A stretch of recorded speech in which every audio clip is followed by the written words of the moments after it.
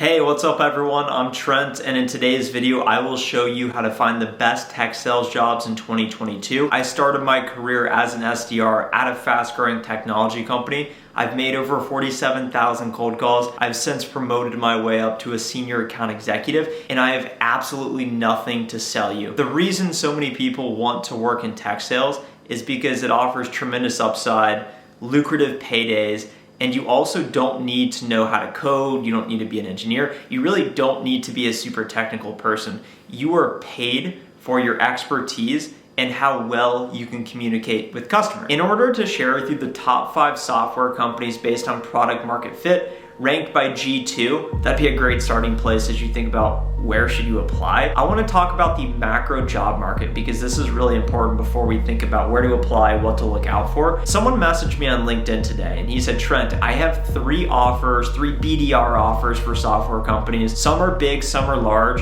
What are your thoughts on starting at a big company or a small company? As you think about big companies, you have FANG, Facebook, Amazon, Google, Netflix, these big tech companies that offer huge salaries, great rewards, fantastic training programs, but perhaps a little bit less upside because it's more bureaucratic, harder to move up, you're wearing less hats, and you may not work on projects that you're necessarily passionate about. I then look at it middle tier companies such as where I work at, about a $15 billion market cap company. There's a lot of great enterprise software companies that are in that 5 billion-ish to 50 billion-ish range that would also be great starting points. And then you have your small companies that you may get a lot of equity upside in. So I don't want to say necessarily startups, but we're talking maybe 100, 500 employees. Product market fits there. Maybe the company has a lot of funding, but you're not necessarily going to get the best training, and there probably will be less structure in your day-to-day. So as you think about you as a person, do you like uncertainty? Do you like risk? Are you in it for short-term pay? Do you want to get a lot of skills up front, or do you maybe want to get less skills up front working at a big company? These are all factors to consider when you look at what companies to actually apply to. As you evaluate what companies you may be a good fit for, of course, you want to look at employee count, revenue growth, as you put in perspective. Big company, small company, based on the criteria we shared. Something else really important to think about is where do you want to actually live at? A lot of people in today's day and age say, I want to work fully remote my entire career. News check for you. Who are the biggest investors in commercial real estate in the tech space? Facebook, massive office in Austin.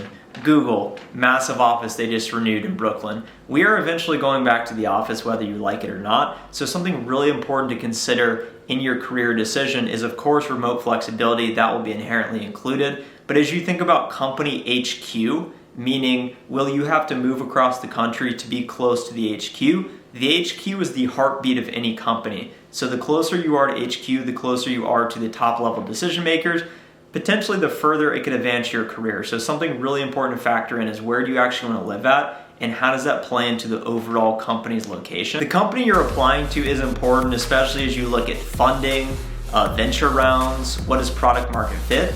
But the product you're selling is also an important determinant in your long-term success as well. So you can look at sites such as G2, which rank product market fits, and top ranked software companies. And the top 5 ranked software companies based on product in 2022 is Gong, Chorus.ai, we use Chorus, it records our calls live, Amplitude, SalesLoft, and Sendosa. Those are 5 companies you can look at today that are 100% hiring and desperately need people with the skill of revenue generation, pipeline generation, like what you and I can do and bring to the table. They absolutely will hire you if you can show them why you are a good fit and why you want to grow within their program. Now that you know what to look out for when applying to companies, here are 3 tangible ways that you can deploy today to find the best tech sales jobs in 2022. It's all about putting yourself in the right situation. Let me talk about my story getting into tech sales first.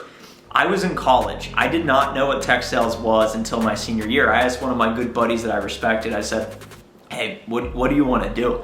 He said, I want to be an enterprise software sales rep. And I said, cool, man, that sounds really awesome. And then I went back home and I thought about it and I said, wow, that sounds like a really cool title. I don't know what it actually does, but then I looked it up and said tech sales, a lot of money, software, technology. But then I told myself, you know what, Trent, you're not really like the smartest guy. You got a 19 in your ACT. You know how to plug HDMI cords to your Xbox and the TV, but you really don't know what APIs are. You don't know what multi-channel, omni-channel integrations are. All of these buzzwords that people like to say in tech. I wrote down my goal every day, my vision for the future. I have found a sales job in a big city. I wrote that down for months, and then it started to ingrain in my head, so I started to take action to back it up. So I was a part of a sales program, and I went to the career fair.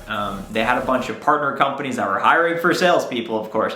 I looked at all the companies on the list that were hiring for roles outside of Ohio because I always wanted to go to a big city to do sales. And I happened to come across a company, Qualtrics. I didn't know what they did, but I started applying. I was fortunate enough to get an offer, and ever since I accepted, I haven't looked back since, and now can't imagine doing anything other than working in tech. I feel super grateful that I lucked my way into tech, so that's why I make videos like this, because so many of you out there are wondering, what do you want to do with your lives? How can you make a lot of money? How can you rise up the social ladder to become more successful, to do what you want in life, to have the freedom to get that girl, guy, whatever it may be? And it starts with getting in the right vehicle, and that's what tech sales is. So put yourself in the right situation. So if you're in college today, what is the low-hanging fruit? Job fairs, career fairs. If you're not in college, your low-hanging fruit needs to be connections and getting creative. So what that looks like is, imagine the most successful person that you know, or maybe one of your friends has a successful uncle, whoever it may be.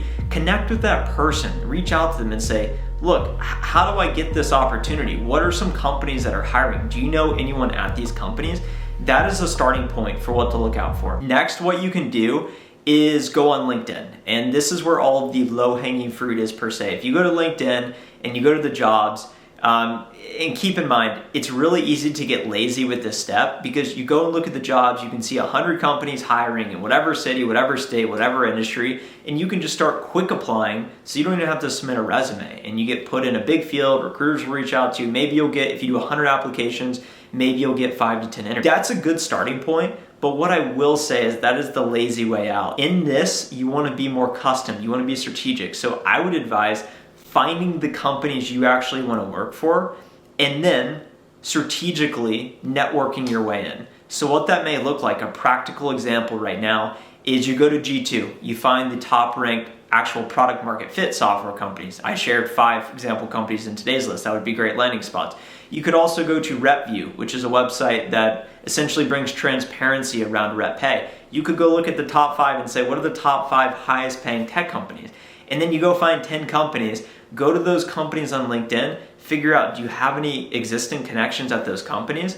And if not, go find the recruiters and the hiring managers, reach out to them and say, I am interested in a job. Look at the public job board. Don't just be reactive and say, how do I apply? Blah, blah, like, what do I do? Say, I found this job. I am interested in this job. This is why I'm a good fit. The skills you display trying to find a sales job are the exact same set of skills that you will actually use in the sales job on a day-to-day basis. So if you are unable to effectively identify good targets, prospect, reach out to them with persuasive messaging, you're not gonna have a whole lot of success in the actual sales job. So you may be listening to what I'm saying and you're thinking, Trent, this all sounds good, but it's hard.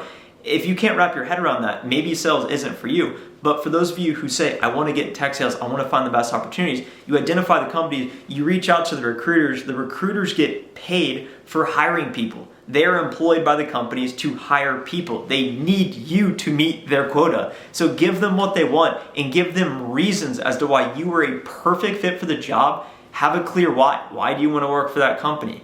Understand the mission and the values and the culture of that company, and share how your previous experience embodies those perfectly. And then also talk about how you want to grow within the program. And you say, hey, I may not have a degree. I may not have a background in this. I may not be your prototypical candidate. This is why it's different, and this is why you should give me an initial meeting. And if you go out like that, if you put all your cards on the table, they will give you the initial interview. And then at that point, it's up to you. And I'll make a subsequent video if that would be helpful on how to prepare for that interview and how to crush the process, how to negotiate. But that is how you find the top tech sales opportunities in 2022. If you found value in today's video, hit the thumbs up button now and subscribe to the channel so you don't miss future sales videos just like this one. I will link my podcast in the description below. If you want to hear additional sales strategies to level up, go get them.